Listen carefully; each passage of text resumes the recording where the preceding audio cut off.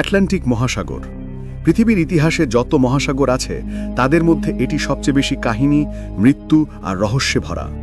প্রাচীন নাবিকরা একে বলতেন সমুদ্রের দানব, কারণ তারা বিশ্বাস করতেন এই সমুদ্রে এমন অদ্ভুত শক্তি আছে যা মানুষকে গ্রাস করে নেয়। প্রথমবার যখন ইউরোপীয় অভিযাত্রীরা নতুন পৃথিবীর সন্ধানে আটলান্টিক পাড়ি দিল, তখন থেকেই শুরু হয় রহস্যের যাত্রা। অনেকে ফিরে এসেছে ভয়ঙ্কর অভিজ্ঞতা নিয়ে। তাদের কম্পাস কাজ করেনি, আকাশে অদ্ভুত আলো দেখা গেছে, আর অনেকে আর ফিরে আসেননি কখনোই। আটলান্টিক মহাসাগরের সবচেয়ে ভয়ঙ্কর অংশ হল বারমুডা ট্রায়াঙ্গল। ফ্লোরিডা, বারমুডা আর পুয়ের্তো রিকো এই তিনটি বিন্দুকে যুক্ত করলে যে ত্রিভুজ গঠন হয় সেটিই পৃথিবীর সবচেয়ে রহস্যময় স্থান। 1945 সালে মার্কিন বিমানবাহিনীর 5টি যুদ্ধবিমান প্রশিক্ষণ মিশনে বের হয়। নাম ছিল ফ্লাইট 19। তাদের শেষ রেডিও বার্তায় শোনা যায়, Both my compasses are out and I'm trying to find Fort Lauderdale, Florida. I'm over land but it's broken. I'm sure I'm in the Keys but I don't know how far down and I don't know how to get to Fort Lauderdale. সবকিছু বিভ্রান্তিকর লাগছে, compass কাজ করছে না। এরপর নীরবতা। সেই 5টি বিমান আর কখনোই পাওয়া যায়নি। সবচেয়ে অদ্ভুত ব্যাপার, তাদের খুঁজতে পাঠানো উদ্ধার বিমানটিও একইভাবে হারিয়ে যায়। আজ পর্যন্ত কেউ জানে না আসলে কি ঘটেছিল সেই দিন। বিজ্ঞানীরা বলেন বারমুডা এলাকায় সমুদ্রের তলদেশে প্রচুর মিথেন গ্যাস জমে থাকে। এই গ্যাস হঠাৎ ফেটে গেলে পানির ঘনত্ব কমে যায়, ফলে বিশাল জাহাজ মুহূর্তের মধ্যে ডুবে যায়, আর আকাশে তৈরি হয় ইলেকট্রোম্যাগনেটিক ডিস্টারবেন্স, যার ফলে কম্পাস বিকল হয়ে পড়ে। কিন্তু প্রশ্ন হলো, তাহলে সেই সব বিমানের হদিশ কেন মিলল না? ব্ল্যাক বক্স, ধ্বংসাবশেষ কিছুই নয়। কেউ কেউ বলে এখানে সময় ধীর হয়ে যায়, কেউ বলে এটি অন্য মাত্রার এক গেটওয়ে, এক টাইম পোর্টাল যেখান দিয়ে অন্য জগতে প্রবেশ করা যায়। প্রাচীন গ্রিক দার্শনিক প্লেটো এক রহস্যময় সভ্যতার কথা বলেছিলেন, একটি দ্বীপ যা এক রাতেই সমুদ্রে ডুবে গিয়েছিল। নাম তার অ্যাটলান্টিস। অনেক গবেষক বিশ্বাস করেন সেই হারানো সভ্যতা হয়তো এখনও আটলান্টিকের গভীরে ঘুমিয়ে আছে।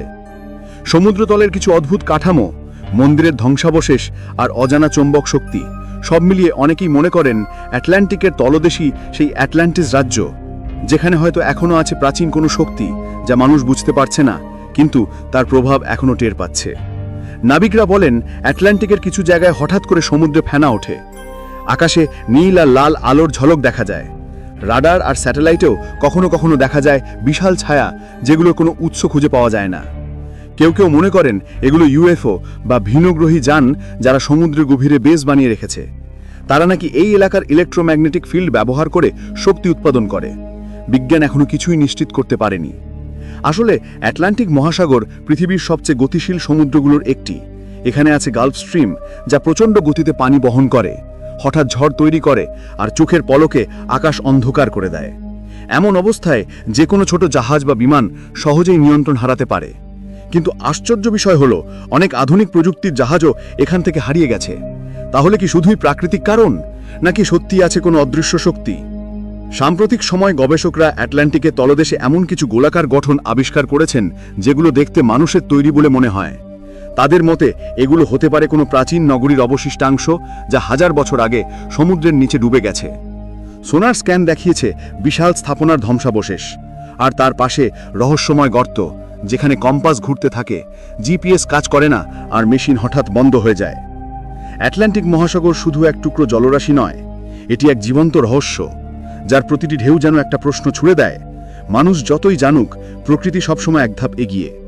হয়তো আজ আমরা স্যাটেলাইটে পৃথিবীকে দেখতে পারি, কিন্তু এই মহাসাগরের গভীর অন্ধকারে এখনও লুকিয়ে আছে এমন কিছু যা বিজ্ঞানও বোঝে না আর মানুষও দেখতে ভয় পায়।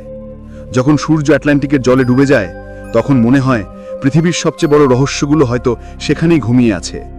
হয়তো একদিন আমরা সেগুলোর উত্তর পাব, অথবা হয়তো সেগুলো আমাদের মনে করিয়ে দেবে সব রহস্যের উত্তর জানা দরকার নেই, কারণ রহস্যই পৃথিবীকে সুন্দর করে রাখে। তাই যদি ভিডিওটি ভালো লেগে থাকে তাহলে একটা লাইক দিন, কমেন্টে জানিয়ে দিন আপনি কি বিশ্বাস করেন আটলান্টিক মহাসাগরের রহস্যের পেছনে সত্যি কিছু অপ্রাকৃত আছে। আর হ্যাঁ, সাবস্ক্রাইব করতে ভুলবেন না, কারণ এরকম আরও অজানা গল্প আমরা নিয়ে আসছি আপনাদের জন্য।